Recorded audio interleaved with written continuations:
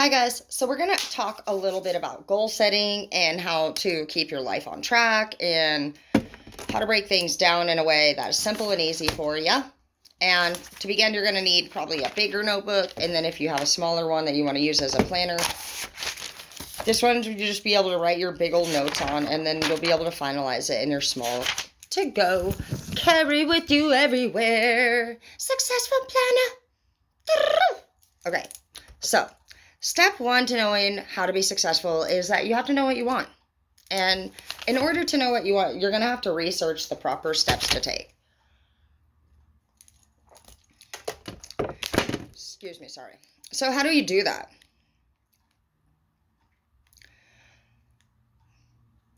Okay, I'm going to show you in Exactos. So here's your phone. Find your internet search bar. On the top to the left, you do see a microphone here. Click it. Just give it a tap.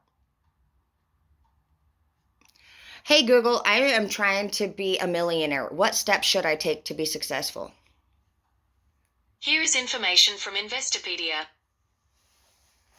So you're going to find every time you do that, there's literally a plan of action that you need to take, which is in short POA. So if you guys see me write the word POA, that's a plan of action. So here are some tips for building that millionaire mindset that you need to retire in style or to retire early. Number 1, start saving early. Number 2, avoid unnecessary spending and debt. Number 3, save 15% of your income or more. Number 4, make more money. Number 5, don't give in to lifestyle inflation. Number 6, get help if you need it. And number 7, 401k plan, 403b, and other employer-sponsored retirement plans. So I'll sign up for that. I'm definitely going to put that in my short-term goals right now because that's something that I can do at work. They're always offering a 401k plan. So that, like as you see here, I have goals in this book, and then I have here. So I'm going to put that for my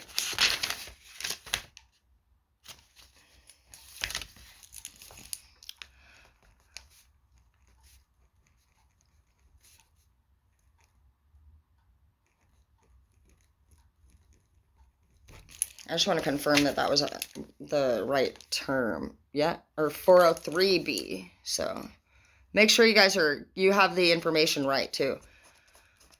You never want to approach anything with inaccurate information, especially when you're approaching people in success, because it makes you look like you did not do the research before you approach them. And they're like looking at you like an idiot. You're like, is this what you're going to do when you get the job? After you have the steps in place and it tells you exactly what to do, start with what's on the list that you can do. When you don't know what to do or you don't have all the things to do, the thing that you want to do what you can do. You can start by having, if you're somebody who would like to be a police officer, you can start on your fitness now. You can start on Washington state laws or wherever you live. Start studying the laws, the regulations, be prepared so that when you get to that point when you're ready to complete this part, you already have spent all of your free time learning this part. You don't have to. A lot of people think that when you get off work or when you get home at the end of the day that your job's done. But as you can see, I'm not getting paid for any of this, and I thoroughly just love it. Some people love setting goals. Some people love planning and meeting deadlines and accomplishing their to-do lists. It is extremely beneficial to have a to-do list all the time.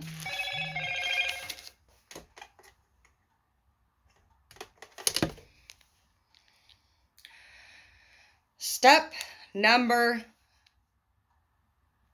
whatever the heck we're on, dude. Know your value and what you want to be paid. You see here, this is my face from somebody that pays me, but they work for me as far as I'm concerned. When they start to get out of line, do not be afraid to honestly, firmly, and professionally correct these people.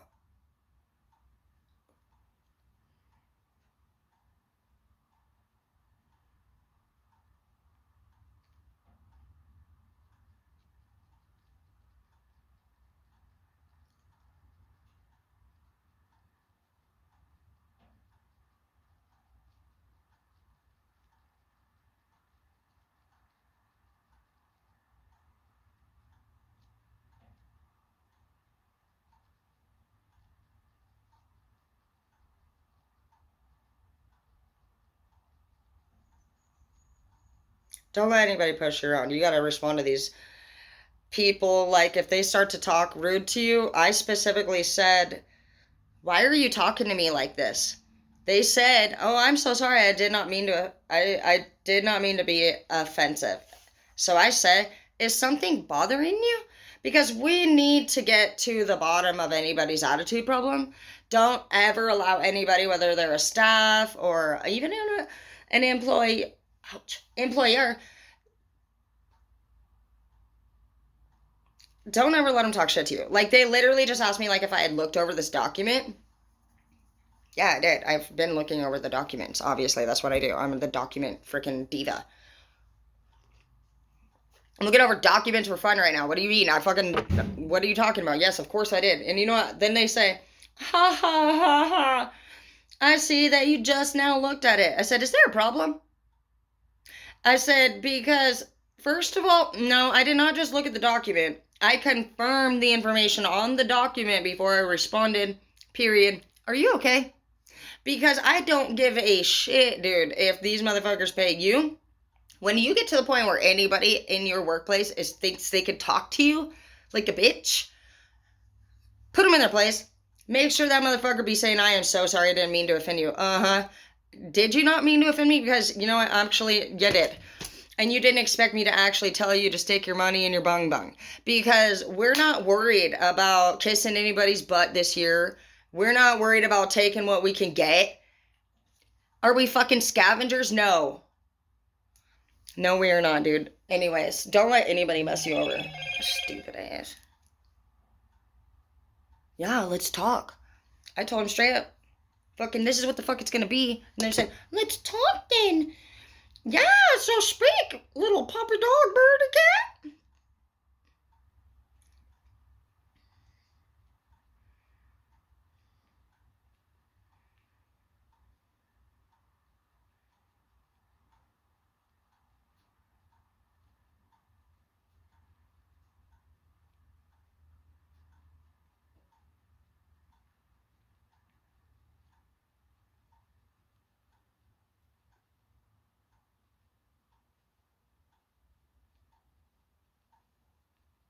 So I'm telling them in an exact number.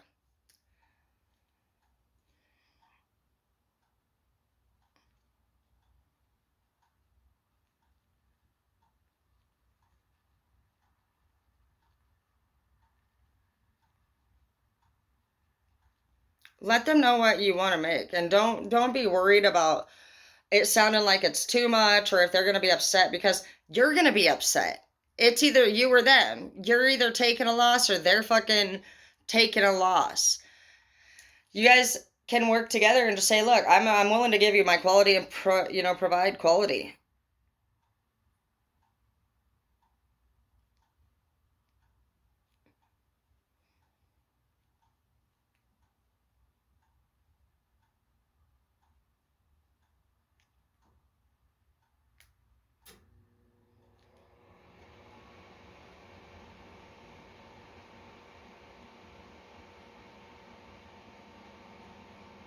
And I'm telling them straight up that I keep a list each month, literally like what I'm telling you. I'm telling them this. I said, I keep a list of my goals that I would like to accomplish. And basically, if these people would like you to do things that would require you to take time out of other areas of your life, fucking charge them good money for that.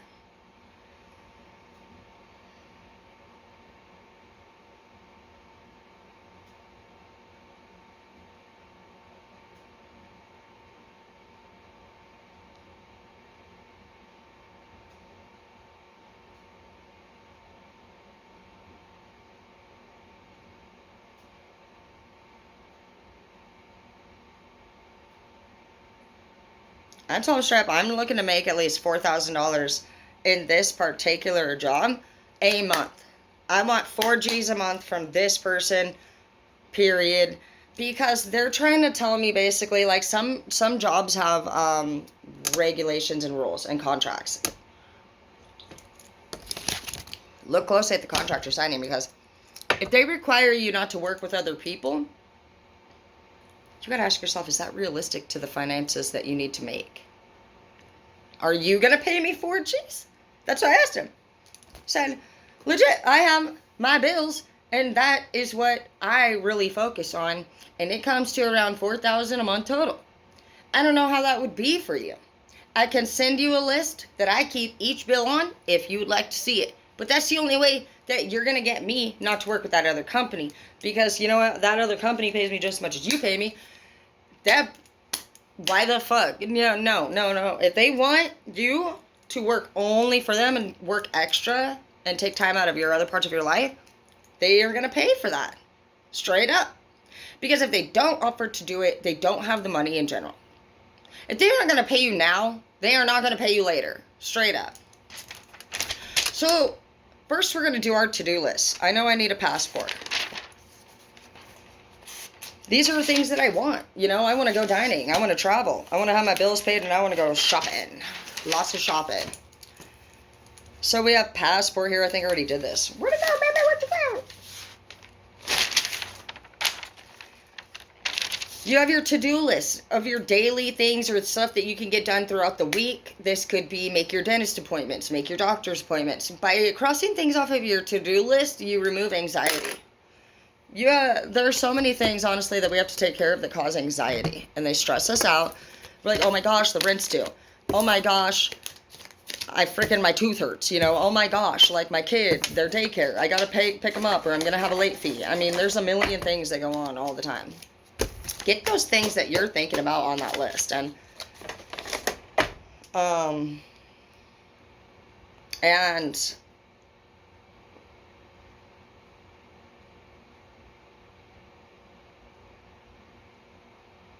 don't put up with anybody, honestly, being pushy or jealous or anything weird, because that is signs of a weirdo. Anybody that's clingy, jealous, don't matter. If they show signs of clingy or jealousy, they will get worse. Worse. You can charge those motherfuckers. Anybody that want to do that, you don't have to like boycott and like completely like disown or ditch, but you can put them in. They need to go into a whole different category. People that get upset, jealous, or clingy, or have attitude issues, like obviously you can overcome things with, but they go into a different category of people that act the way that they do. They're not somebody that you're going to offer a long-term investment with, unfortunately, because they've shown signs of weakness and immaturity. And that's not something that you want in your life or long-term. And you're just at a place in your life right now, honestly, where you already know what doesn't work for you. And if you're meeting people in this time of your life that are acting like people from your past, no, they're just straight done dead. And we need to be kind and loving and considerate of everybody. We don't need to disown anybody. But knowing where they stand, because there's a lot of people that are older than you that don't have half of the knowledge that you do. This happens all the time. They think they're freaking geniuses. We don't have time for that this year. So what we're going to do is literally every new offer, you will increase your price. You will be authentic. You will keep your resume or anything that you upload onto social media fresh. You need freshness all the time to keep people stimulated and on track. Treat everybody like they're the most important person every time. And how you do this that makes it really simple for you is you can use the exact same responses over and over and over. You can make a portfolio where you keep your certain credentials, your references, your emails that people have sent you saying thank you for your great work. Anything that you need, make a portfolio in your Google Photos that says credentials or references, and that way you have it ready to go. Good communication. Pay attention to how these people talk. Respond to them in the same way, in the same length. Know what you want. You have to know what you want. With anybody that already has success, they know they made a plan to get there. So if you come in and you don't have a plan set up, you need to Google things like, how does a businessman think? Okay, hang on. This one will be a good one right here. Hey Google, I'm about to meet with a very successful businessman, and I was just wondering what are some things that I should or shouldn't say at this meeting?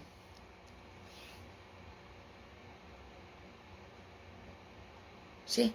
10 things you should never say in an interview. I mean, What are the 2 most important qualities of a successful businessman? Strong leadership qualities, highly self-motivated, strong sense of basic ethics and integrity, willingness to fail, competitive spirit, understand the value of a strong peer network. How do you interview a successful businessman? When did you start your business? Why did you decide to become a business owner? See, this is right here what we need. This is what I would ask them. And this is going to impress them. Google's very smart. It literally takes you through the exact protocol of every freaking thing you're going to do in life. It's the best life ever. Like, I'm so grateful for Google. I would get it tattooed on me. Hey, Google, right here. Who wants to do it? See, it always said, hey, Google, I love you. Hey, Google, you're the best. Hey, Google, you're my best friend.